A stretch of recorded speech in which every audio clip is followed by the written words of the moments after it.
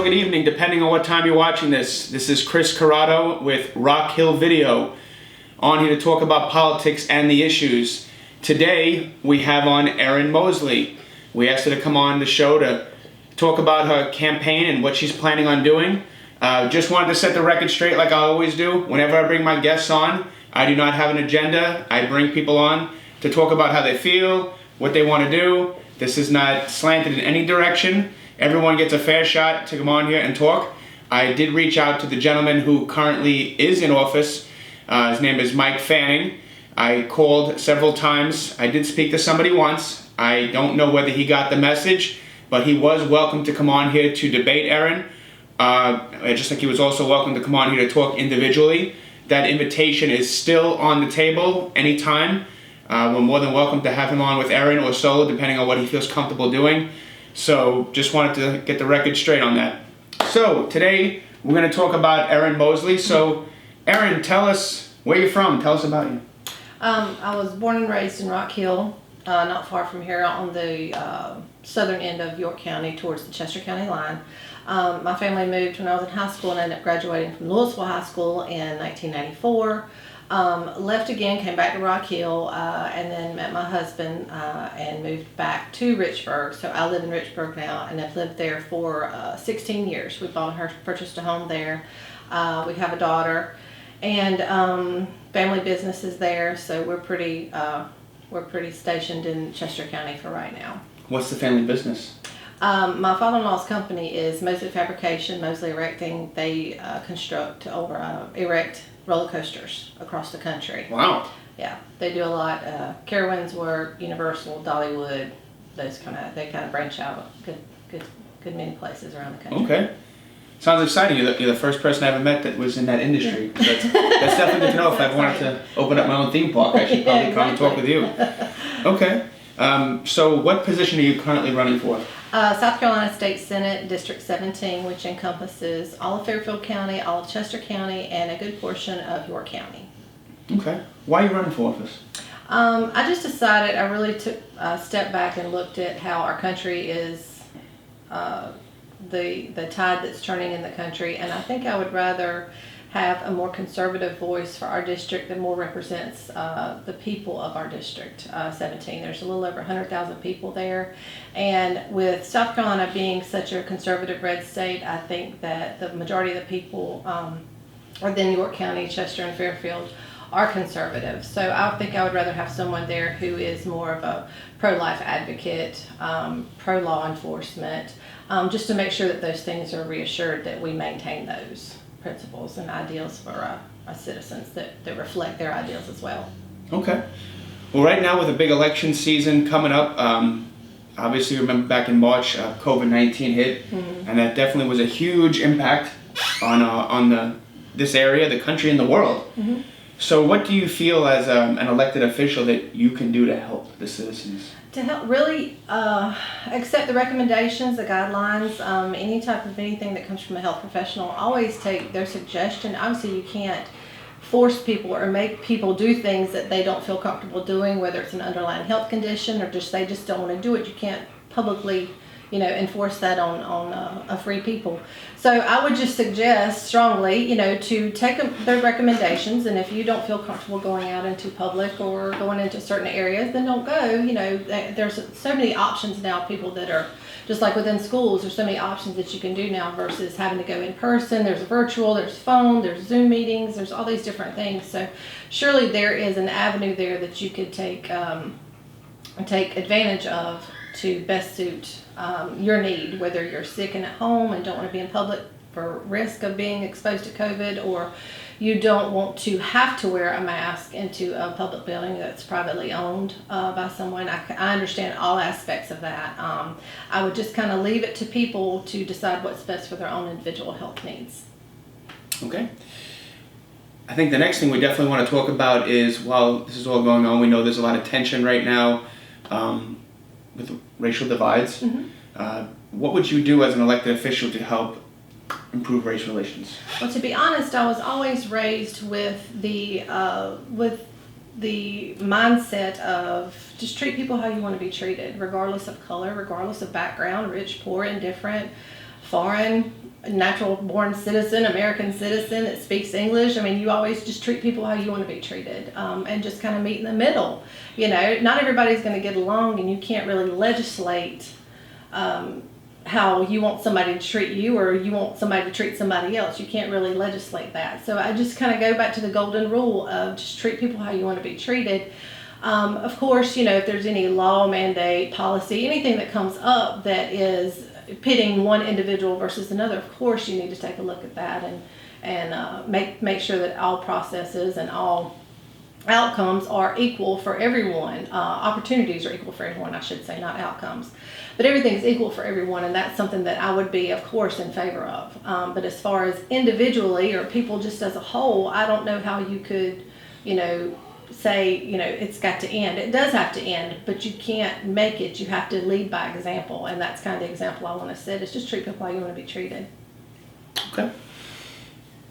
Next question. Obviously, this is another hot topic with what's going on right now during the election season and just in general, the economy. We hear about that every election, you know, Yeah. what so-and-so is going to do or implement to improve the economy and make it work for everyone. So, once again, as an elected official, what ideas do you have? Well, as far as the economy goes, yes, we've all taken a hit. Our company's taken a hit, and my father-in-law's company has taken a hit. Friends of mine's businesses have taken a hit. So it's once we get the economy back going, everyone gets kind of back in the routine of everyday life. That will obviously improve South Carolina, and I think even more so, because I think during this time people have had to step back and really realize what's important and how important your livelihood is and how important your employer is and how important your actual job is.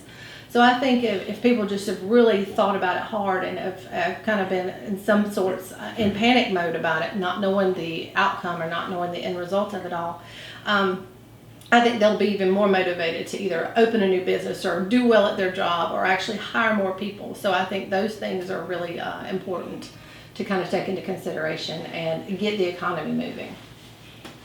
Okay. Now, right now, Mike Fanning is the one that's in office. Yes. What would you feel if you had to say something, I guess, nice and then something, I guess, more critique? What would you say something he's done well at and something you feel like, you know, we definitely need to work on? Yeah. Well, Mike, he's a very personable guy. He's sociable. He's always somewhere. He's always taking photos. He's always doing a lot of things around the community. As far as, and he's a very nice guy. You know, he's always been very nice to me and courteous to me. But as far as a critique goes, I just feel that in the position as being a state senator, I feel like it's not he being in the position that he's in, it's not a well-rounded position. I think there's only certain issues that he is completely focused on, and there's a lot more issues I think that can be taken on as a whole, like I would do as well. So I just think there's a lot more issues that are just as important as some of the ones that he focuses on. Not that they're not important; they're all equally important. Don't get me wrong, but I just think that there can be some balance there between certain issues versus another. Anything in particular? Any specific issue? I want to say, you know, with the current tide that it is, I think there should be more law enforcement support. I think there should be more. There should be a lot of focus on veterans and veterans issues. We have a lot of money that comes to the state of South Carolina from federal government for veterans issues. And I think those things are vitally important, and I think that we could, you know, obviously make a lot of good choices and decisions there. And I think that needs a good push from our state legislation. Okay, so basically any specific money coming in from the federal government for veterans, we can definitely do something better with it. Yes, especially within Chester County, Fairfield, York, whatever the need may be. I think that could be something that we could really hone in on and help our veterans out. Okay. Comes to say your neck of the woods, you're a part of South Carolina. Is there anything specific or unique there that needs to be taken care of or addressed that you want to focus on? I don't know if there's any one thing that needs to be focused on. You have a lot of things going on with York County, with the Panthers coming into the York County part of the state. Then you have Chester County, which is booming, especially where I live. And then you have Fairfield County, which is going to come into play because Fairfield's in between us and Columbia. So that's a good avenue there that probably needs to be flourished a little bit more, just as much so as our upper state counties. Got it. So definitely economic industry development, I-77, those types of things. So I think it should be taken into consideration. Okay. Mm-hmm. Well, in this area of South Carolina, it's starting to become more of a melting pot. You know, you have people from not just up north, but all over the country and all over the world that are moving here, and it's becoming more and more diverse, different cultures, opinions, thoughts. Yeah. How will you be able to move forward with that to where everyone feels like, hey, maybe I'm born and raised here, or so-and-so is from a totally different place and they're living here. How could we all work together? Any specific vision you might have? Well, I think that kind of goes back to what I was first talking about and how you're raised. You kind of treat people how you want to be treated. And I always enjoy speaking to people and learning about, where they come from, what they do, what their family history is, what they do for a living. It's just kind of like the Southern hospitality aspect of it. You kind of get to know your neighbor and, why would you change it any other way? Why would you have it any other way? So I think that would be a really good starting point there, just kind of treat people how you want to be treated. Okay, great. Is there anything else specific you wanted to talk about? I know we could probably talk for hours. Anything specific you wanted to share on, you say I'm a conservative. Anything specific you wanted to share on that? What does that mean? If someone asks you, what does it mean to be a conservative? If I say, I'm a conservative, it kind of goes along with the line of the national conservative movement. I am pro-life. I am pro-Second Amendment. I am pro-states' rights. We're still sovereign. We're still a sovereign state here in South Carolina. I'm pro-Trump. I'm a hardcore supporter of Donald Trump. I think he's doing a great job. He's doing a great job for this country. I am obviously a hardcore supporter of veterans issues. The list goes on. Less taxation, less government involved in your life. I'm pro-education, pro-school. I have nothing at all against schools, public education, private education, however you see fit to for your child to learn and be educated. School choice is a big deal to me. I do believe I am in favor of school choice. So those are kind of the well-run aspects of myself and how I want to be a candidate and would like to be state senator. Great. Anything else you'd like to share with me about yourself, your work life, family life, political life? Yeah, I am chairman of the Chester County Republican Party, and I've been heavily involved in politics pretty much my whole life. So that's kind of, I've just kind of grown from one step to another. So I kind of saw this in my future, just not right now, but I got it. So